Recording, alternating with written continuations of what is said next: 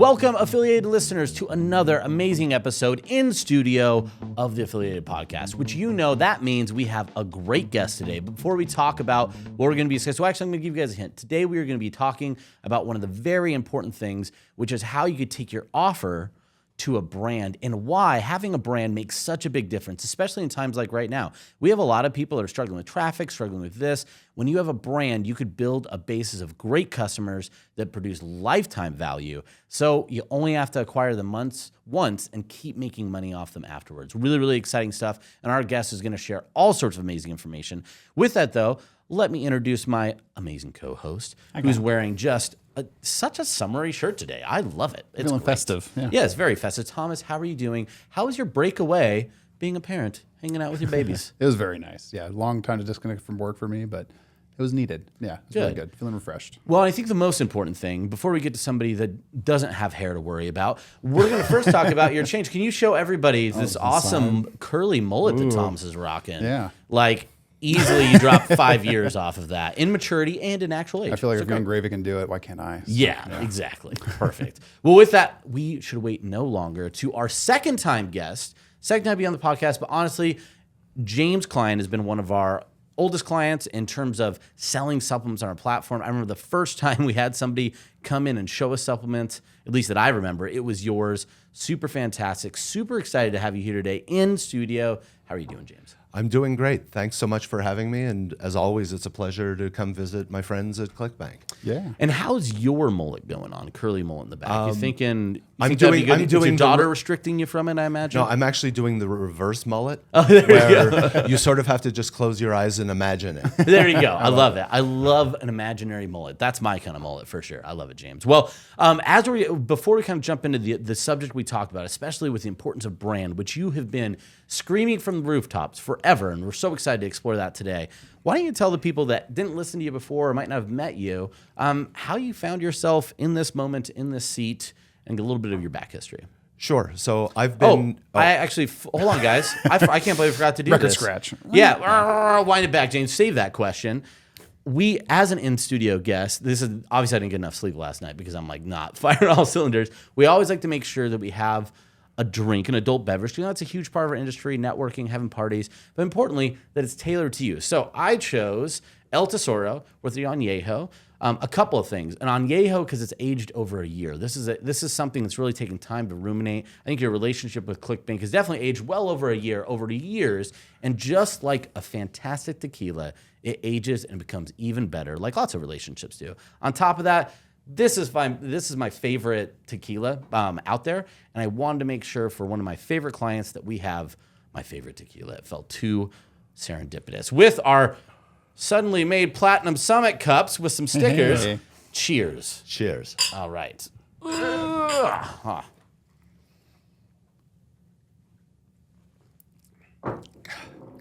And only because you guys are such good friends am I drinking tequila at 11:30 in the morning. Yes. We could have lied and said this was an appropriate time. It could have. one knows I what believe time in honesty in all cases. Listen, being at the liquor store this morning, I will tell you that some people, now is the right time. They might have a lot of other issues going on, but whatever works. So, That's nice. very delightful. Always love it. It's so smooth. Really, really great. This is a family that's been making tequila for a long time. It is additive free. It's real tequila, which is hard to find. Will you be posting your affiliate link in the notes? No, I won't. I should. We need to get sponsored by some alcohol brands. Drizzle. That's what we should get because they do the delivery service. So as we go back, though, we'll go back to your question. Hopefully you enjoyed that. Now you're warmed up. Thomas really enjoyed it. He tried to snort it. That's how it was. But yeah, talk to us a little about the back history. You have a lot of time and supplements and what led you here today. Sure. So I've been in the supplement industry since 2001. For the longest time in the sports nutrition area, selling to bodybuilders and weightlifters. My kid. And very interesting industry that was all brand focused. The whole goal was to get somebody to use one of your products. So for example, if somebody bought your pre-workout, you wanted to encourage them to buy your protein and your fat burner and your testosterone booster and your recovery product. So I'm a big believer in brand because brand builds equity. And if you go to sell a business or want to attract investment, people will look at the equity of your business based on the value of the brand. So even as I entered the direct response world, my focus was always to still try to build a brand rather than just build offers. So let's talk about that a little bit, and we'll go into your specific brand that you have. I know you've had multiple brands. Or one right now that is really awesome. One might say it's Possum, if that's what it is. But talking a little bit through why you mentioned not only the sellability of a brand, but why you really wanted to take this DR mentality and bring the brand to it. And why it's so important to you. My rationale is always produce the best product you can. And if you sell somebody one product that they really like, and you're marketing as a brand, as you release other products, you have the ability to sell more to them. And it builds a certain amount of loyalty rather than being strictly transactional where they try your product once and then move on to the next thing.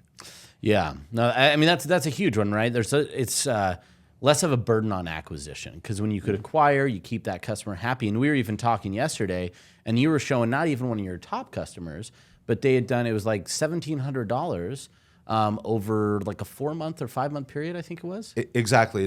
It's somebody who owns multiple dogs, and our brand is built around supplements for dogs. And she's now a $500 a month recurring customer. And considering how expensive it is to acquire new customers now, the longer you can keep them and the more you sell them allows you to be able to be a little more aggressive in your customer acquisition costs because you know you can hopefully make it back. Will every customer come back? Absolutely not. But even 20%, if they become loyal customers, that totally changes the economics of running an offer.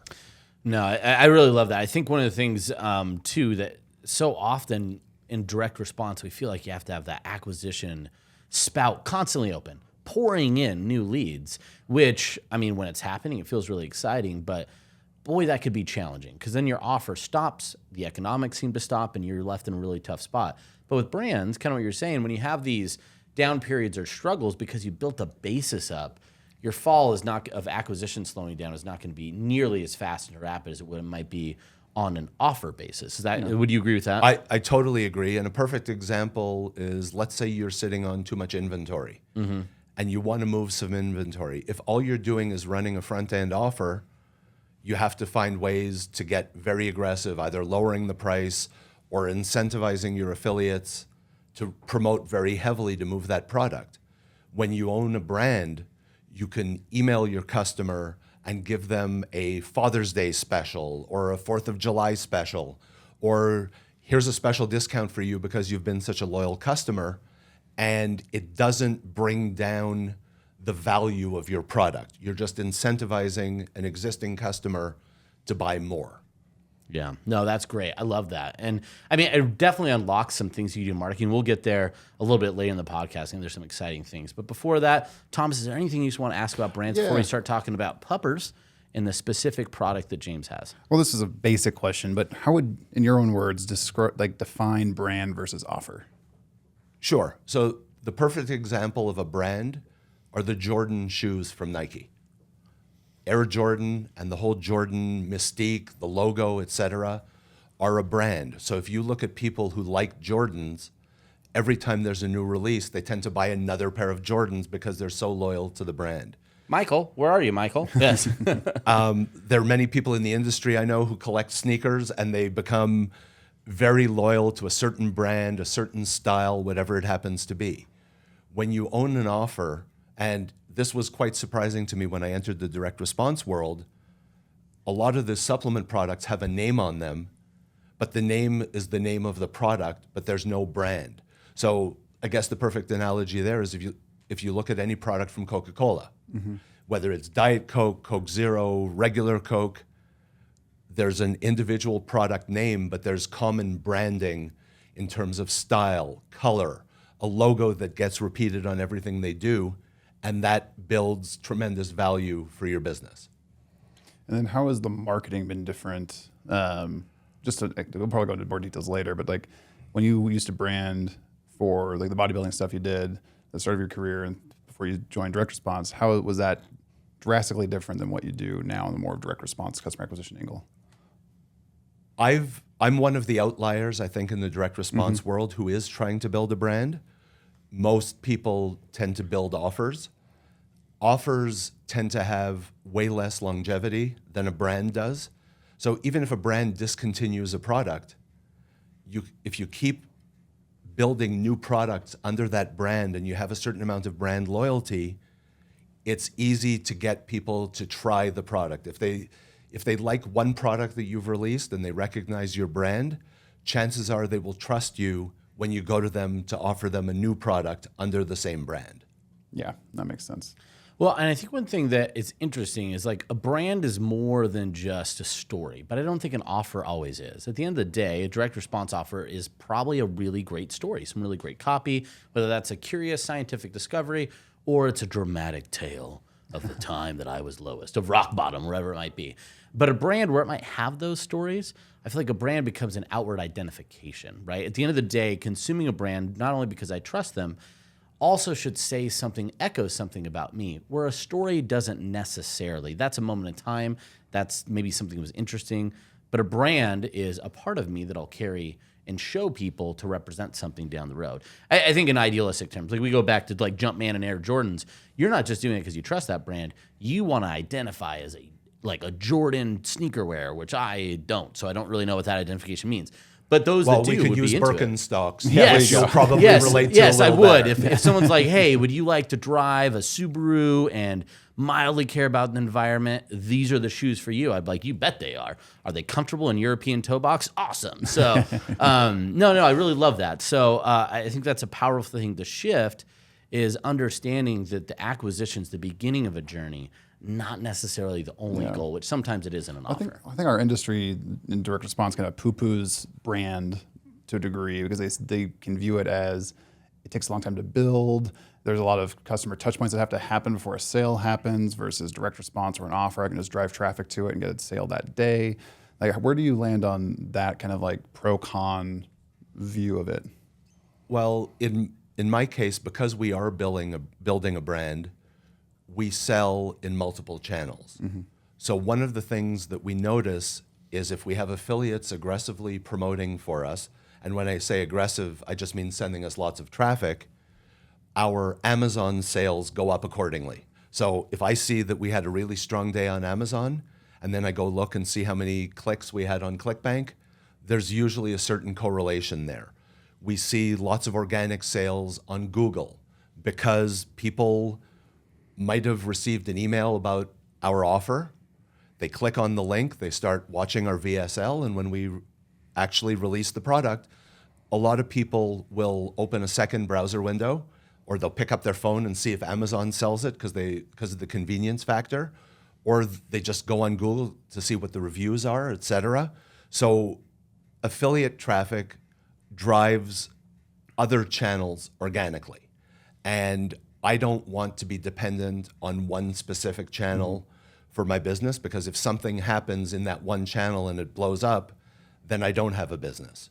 But if I have multiple marketing channels, then chances are I'm going to be fine if one of them dips. We just go a little heavier in the other. We spend more money advertising on Amazon or on Google or Facebook, whatever it happens to be.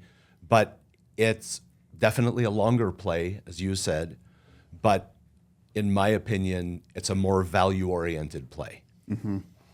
I like that stability aspect of it too. I think a lot of times our clients might have cash flow businesses, right? Where they have a lot of cash flow right now when things are going well, but they don't necessarily have it tomorrow unless that traffic keeps coming. And they probably oftentimes don't have the systems and people in place to replicate that success if it were to go away overnight. And so, or the other traffic channels that are established to tap into and float things until they can get something working again. Yeah, it almost makes me think like a good way to think about it is an offer disappears, but a brand, even a bad brand, will slowly die, right? Because eventually you've identified people, they're going to stay. And so where that slow climb might take a long time. There's still descent. Kmart's out there, yeah. Yeah, I mean, there's still Blockbuster. Yeah, there's still a right? Blockbuster, So yeah. And when you reach a certain stride, it's so much slower because of that identification, because of the relationship that's created. So slow build up, but if you ever had either a quick exit or a slow descent down versus an offer, like you said, it's great cash one day, and then it's not right? Yeah. And then That's it's probably why like, you see direct response offers don't really get Yeah. big multiples when they do sell. You're kind of selling like the assets. You're kind of selling Yeah. like the copy and like maybe the customer list, but they're usually getting like a 1x multiplier, right? If any, kind of At thing. best. Yeah. Absolutely. Yeah. And the thing is, if you do it the right way, it doesn't take a lot of work to get an Amazon store listing up and running. And the more diversified your traffic sources are, maybe it's because I'm a little bit older or a lot older than most of the people in this industry. I like stability. In watching the ClickBank marketplace, you can see products that go from 0 to hero very quickly, but sometimes 3 months later, they're back at the bottom of the marketplace. So the fast rise is great, but there's a strong chance of a fast descent. There are very few products that will maintain longevity because it's such a competitive area. Whereas if you're telling a brand story and you're talking to your customers and explaining why you do what you do and building a relationship with the buyer, in my opinion, it's a much better strategy. Yeah. Yeah. No, I love that. Oh, go ahead. I was going to say, like, you still acquire customers like the typical direct response marketer would, right? Absolutely. We love affiliates who promote for us. We pay them very well to be sure that They're they promoting can, to a VSL page. Yeah. absolutely. There's whether Could you maybe just describe like your front end customer acquisition, and then where like the branding piece kind of layers into it?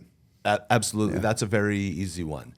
We work with a lot of great affiliates who promote via email, YouTube, Facebook, native, whatever it happens to be. But once somebody makes that initial purchase from us, their data via a wonderful integration that ClickBank has with Shopify ends up in our Shopify store. At that point, we treat that customer the same way we treat a customer who does a Google search, finds us, and purchases directly from our Shopify store the first time. They then enter our welcome series. They get 25 emails over about 35 days. A lot of it is just value added. It's not always about trying to remonetize them early. I think that's a mistake that a lot of offer owners make. Somebody just bought from you, giving them a 10% off coupon 10 days after they bought, when they've probably only used your product for 2 or 3 days, in my opinion, is not the best way to talk to them. Right. So we deliver a lot of value, how to use the product, just general knowledge about dogs in our case. We're starting to do some recipes for people who want to make their own dog treats at home. And stuff like that just helps us build the relationship. Then ultimately, we know how many bottles the person bought, and we know, assuming they have one dog, when that product will be running out. So we'll reach out to them by email. Hey, you're probably down to your last 5 or 6 servings. We know your dog's loving it. If you'd like to buy more, just click on this link, which takes them to our Shopify store for the repeat purchases. And one thing that I see in getting to work with a lot of offer owners is they focus so much on customer acquisition that they don't focus enough on keeping that customer. And we all know, especially in today's world with very high acquisition costs, rising CPAs, Facebook being very expensive, it's much easier to sell more to an existing customer than to go get a new customer. Definitely. And so you guys are moving them to recurring primarily is like the first thing. Obviously a repurchase, but ideally even getting them on that rebill basis. Yes, absolutely. We offer people an incentive to go on monthly subscription, and we have the flexibility. Are you doing that in funnel or are you doing that at post purchase? We're doing that post-purchase. Yeah, post-purchase through Just- the warming up sequence. E- Right. Exactly. And my rationale there, and I know there are a lot of offers on ClickBank that do very well putting people on subscription right away. As a consumer, I don't want to commit to buying a second purchase of something until I've tried the first purchase and see if I'm happy with it. So it's all about supporting the customer, reinforcing that they made a good decision when they bought your product, and building the relationship before we try to get them on subscription. Yeah. If you feel comfortable doing so, would you mind sharing some stats like AOV versus LTV, like average order value versus lifetime value, refund? Sure, absolutely. One of the reasons I decided to enter the pet space is that pet owners purchase from a place of love. Whereas when you're selling supplements to a human, you're either going very science-based, as you discussed earlier, or being very dramatic. In some cases, fear-based marketing, which I personally don't like. Yeah.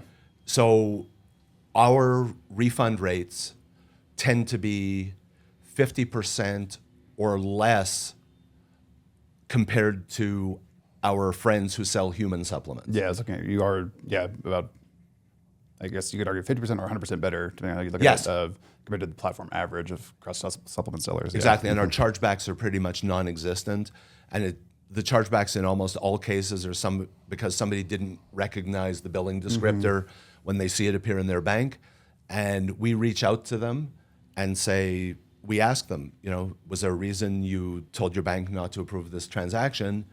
Do you like our product? What's going on?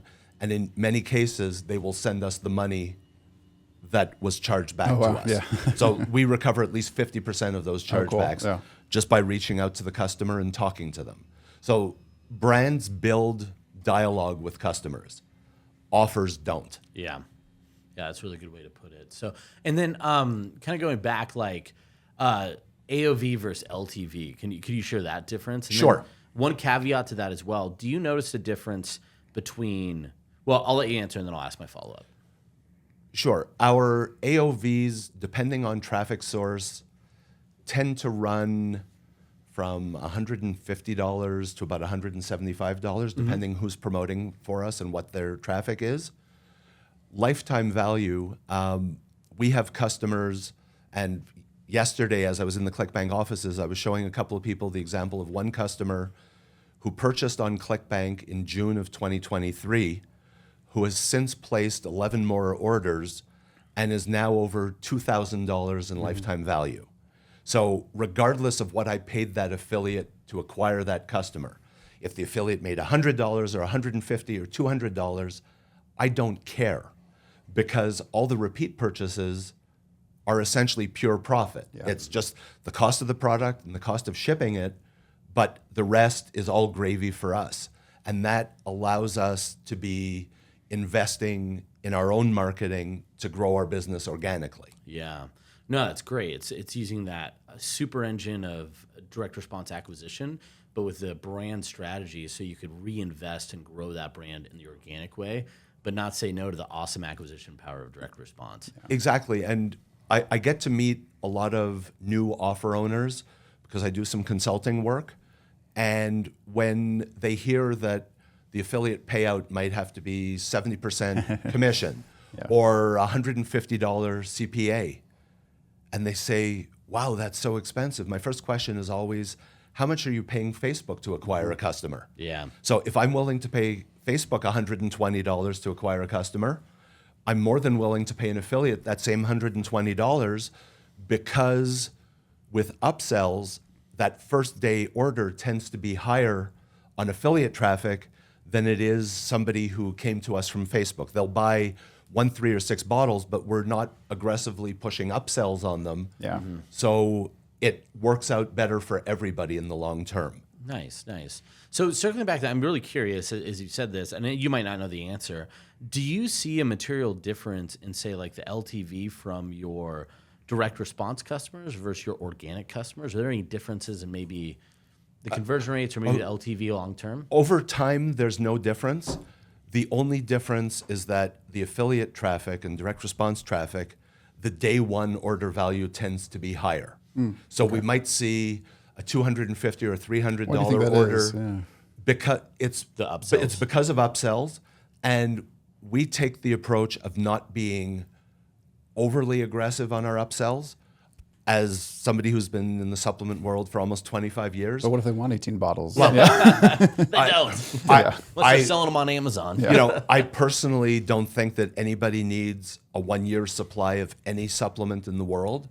So we tend to be way less aggressive in our upsells, but our conversion rates on our upsells are good because we're not marketing those upsells from a place of fear. It's just, hey, you've made a great decision. Here's an opportunity to get more at an even better price.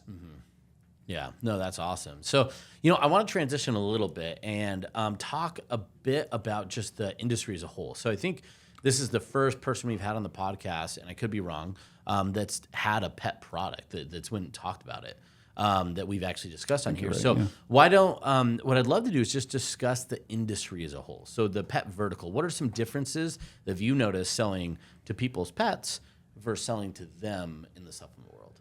The loyalty that you see in the pet world is much greater than the loyalty you see in the human supplement world. Interesting. Somebody who wants a weight loss product will buy a few bottles of product X, but if they don't see the results they're hoping to get, and in many cases, the weight loss buyer is looking for a miracle pill because they're not prepared to change their lifestyle or diet, they just want to be passive, swallow these pills that were aggressively marketed to them, and hope to miraculously lose 30 pounds that they've been trying to lose for the last 20 years. The loyalty in the pet world is if people see results from your product, they will just keep coming back over and over again. And they also tell their friends who own pets how much the product is helping. So we get a ton of referrals from existing customers who we don't have to pay any affiliate commission to whatsoever, that our product Wild Belly changed their dog's behavior and it's how much happier their dog is. So we'll get emails, hey, my friend Jane Smith told me about this product. What's the best way for me to buy it? And as somebody who really cares about what is in the bottle that has my name on it, that's a really gratifying feeling. Yeah. No, that's awesome. And even in the sports nutrition world, I was the guy building products that cost $8 or $10, competing with companies who only spent $3 on their product but put $5 to $7 into aggressive marketing. Right. I'm a strong believer that products need therapeutic doses of the ingredients to actually deliver the results that you're marketing to. How dare you bring science into this marketing conversation? James? Science and results, right? Absolutely. I love the pet thing too, because I think one of the great things about that is where you might want to try when you know that it works. The other thing is the risk of trying something else that dog is substantially crappy. Like Literally. right? Think about how little people even switch dog food. Once it's locked in, they know that it's going to come habit's with a set, poor yeah. feedback cycle from their pet. So I could see how you have a lot of stickiness in that vertical. Now, I imagine the marketing has to be different because you mentioned before, it's one they're going to try, but buying for me versus buying for this thing that doesn't talk, but I talk to, has to be quite a bit different. What have been some of the learnings that you've had switching to that vertical? The conversation is very different, and we decided to start with a probiotic product because the biome and the gut is the root of everything, whether you're talking about humans or dogs. The first iteration of our sales letter was focused purely on the probiotic angle. And as a longtime dog owner, when you're out in the street with your dog and you're picking up poop, you know if your dog had a solid poop or a runny poop. And I don't want to turn this into a poop discussion. I think we should. But We should I've definitely. learned, Let's go. Full I've tilt, had yeah. way more visibility into dog poop in the last 18 months than I ever needed, really. But the gut drives everything.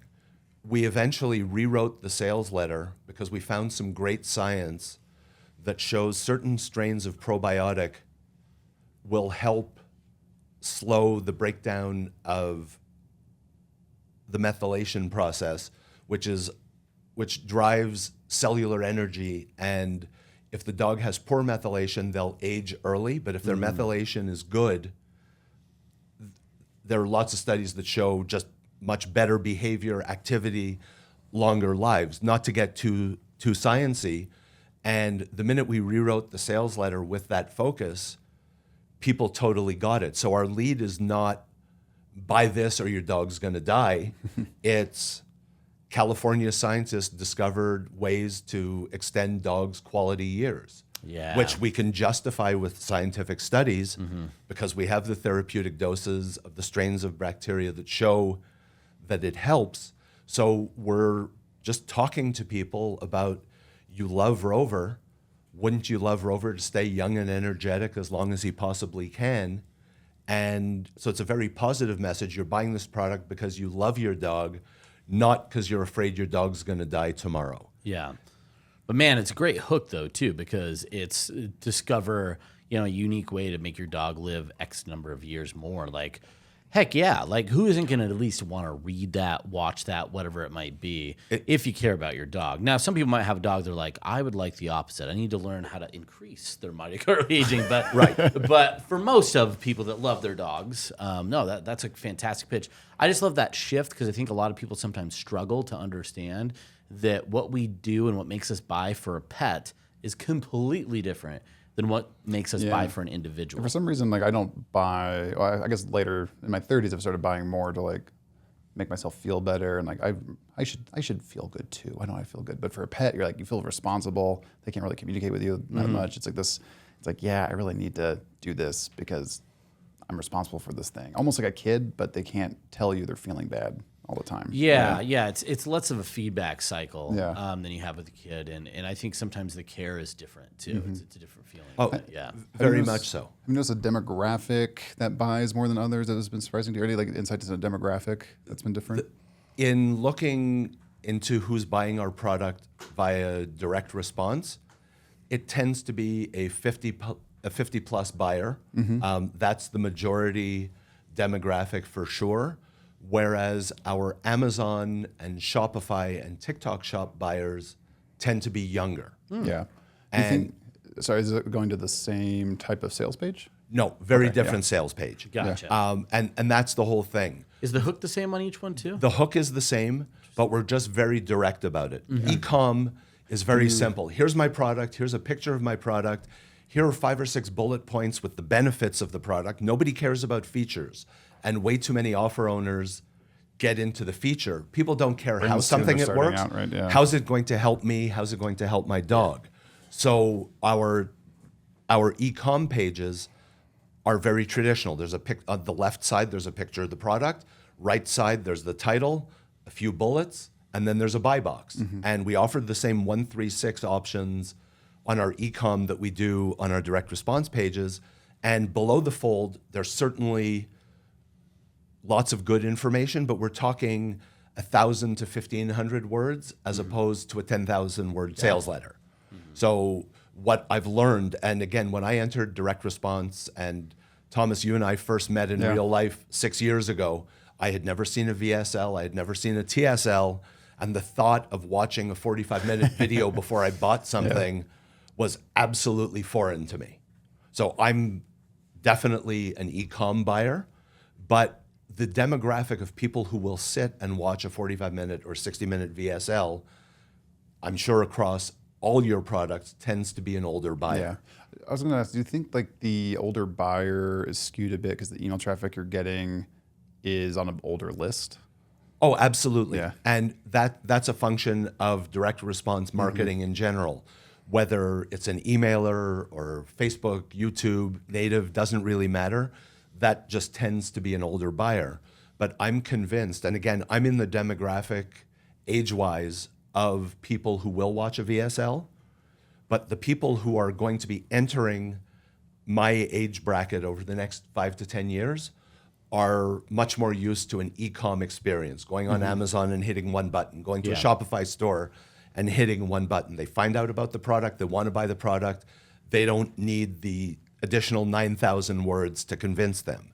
So while I know how well VSLs convert, my prediction is over the next 5 to 10 years, direct response people will have to take a more hybrid e-com approach that's just more direct, benefits of the product, and here's the opportunity to purchase. Yeah. Yeah, and then creating probably authority in a different way or uniqueness in a different way, for sure. Absolutely. Yeah. In the e-com world, it's much more about social proof. Yeah. So if you come across a product on Amazon, As built-in social proof. the first thing you're going to do is look at the reviews and see what people are saying. Whereas in direct response, there are certainly some reviews built into a VSL or a TSL. I will serve you the social proof. Exactly. So it's a very different approach. Where do you think like e-com brands can learn from direct response on the other side of the coin? Oh, I think there's massive opportunity. They have to learn how to tell a story. And there are way too many e-commerce brands that are just, here's my product, here's a few bullets, click here to check out. So I like very much the hybrid approach where you have 1,000 or 1,500 words. You might have a short video in there talking about the product, but you're more direct in your messaging. You don't have to take 30 minutes before you even reveal what your product is to get them to purchase. Yeah. And I find that the brands that do it well have, the direct response channels, have their e-com channels, they're diversified like you're being, right? It's like they see a lift across everything because their hooks on their e-com pages get better, their AOVs on the e-com pages get better because they're learning what's working on the DR side, and everything starts to improve a bit, right? Well, and that's why I asked that question. Hey, is it the same hook with the e-com traffic? Because that hook might have come through DR, but it works everywhere, right? Yeah. The difference is just, again, it's different consumers, right? Different people want to consume the same information in a different way. So omni-channel approach makes that always work, but the awareness goes up no matter what. And if you could serve those customers wherever they want to buy, you can see that makes a big difference. So that being said, when you go to brand, I imagine you do have to accept a little bit of a conversion dip, at least right now, just because when I could say the most outlandish things or create an offer that's just really built solely for a singular type of conversion versus a brand that really carries in a lot more of decision making into that conversion. Like, is that, or maybe you don't have to accept that conversion dip. I'd assume that you would. So curious what that would look like. Depending on the traffic we're running, conversion rates are surprisingly similar. Awesome. And what we find is, especially as we entered the pet market, in reaching out to affiliates that I had longstanding relationships with and asking them to promote, the first thing they would say, well, we don't have a pet list. And my response to that was 40% plus of your list owns a dog. So whether they're a spirituality buyer, a BizOp buyer, a health supplement buyer, whatever it happens to be, 40% plus of US households own a dog. Yeah. So conversely, we made the decision not to promote third-party offers to our list because somebody bought a product for their dog. I can't justify sending them a weight loss offer because I don't know if they need to lose weight or don't. And we just decided because we're building a brand, we're only doing internal messaging. Will we look at doing partnerships with other companies in the pet space? Sure, if we find a great chew toy or somebody has a great dog bed where we can do a co-branded promotion, by all means. But I don't want to be aggressively emailing my list too often. We talk to our list 2 to 3 times a week maximum. We very rarely run sales because what I learned in the sports nutrition business is that if you train your customer to wait for sales, they will only buy when there are sales, which is why I never run very aggressive Black Friday promotions, because when you're offering buy one, get one free, people will pantry stuff and they'll buy a 6-month supply, a 9-month supply, and then so you're making no money on the transaction, plus you've altered their buying cycle, so you don't see them again for months and months. So to me, it's very counterproductive to offer very aggressive sales. But you will. But it sounds like when you had started this, you do offer some like sure, X% off. We'll do a 20% off. Our most aggressive sale will be Black Friday, Cyber Monday. We do 30% off, but we also limit the number of bottles they can buy. Yeah. I don't want somebody stocking up a discount and then waiting 12 months for the next 30% off sale. Yeah, that makes sense. Yeah, exactly. No, that makes sense. How do you balance the brand protection side with affiliates? Because with affiliates, you do give up some control, like they're marketing on your behalf. Like you kind of, how do you protect your brand in that case? Well, one of the decisions we made early on was not to whitelist everybody. So not to allow affiliates, not to allow every affiliate to promote you. Correct. Okay. So affiliates have to apply to promote our product. When we get new affiliates reaching out, the first thing we do is ask them who their ClickBank account manager is. And we vet them before we ever allow them to promote. So our affiliate terms and conditions are much stronger than a lot of our friends in the industry. The other decision that we made is to not have our product in the ClickBank marketplace. Okay, yeah. Because what we find in the marketplace, people will gravitate to the top few offers, And so that ends up skewing the traffic, or people will say, oh, well, this one has a gravity score of 700, your gravity score is 200, which to me means nothing. It's what's my conversion rate? How much money are you making every time you sell one of my products? Well, especially when you're that limited in your affiliate access, that's going to hurt your gravity, but it doesn't mean anything, right? Like you're selective. we're very selective, and we've made the decision to only deal with platinum elite, diamond, and above affiliates. Gotcha. And we focus very much on the quality of traffic.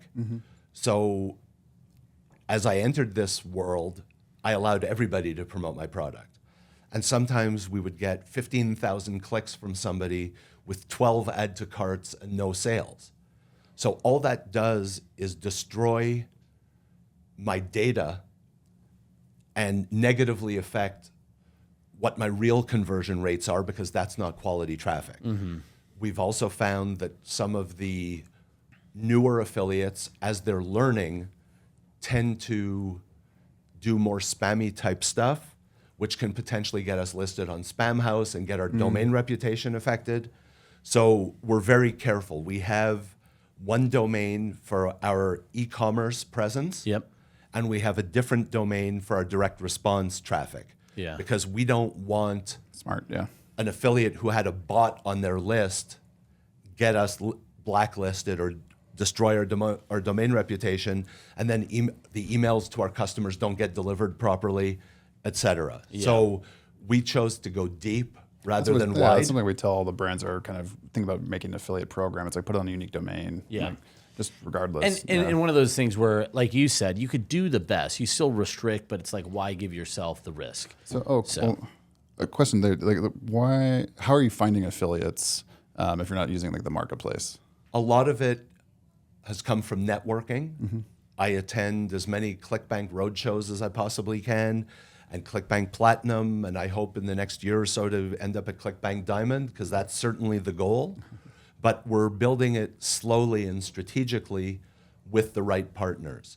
And what we found is, while our product certainly doesn't work to every list or with every media buyer, when we find the right media buyers, it tends to work quite well. And same thing with email lists. Once we determine what lists tend to work well, those people are promoting for us regularly. Yeah. And I would rather work with somebody who likes the offer, gets great results, makes lots of money promoting, rather than having to vet hundreds of affiliates a week.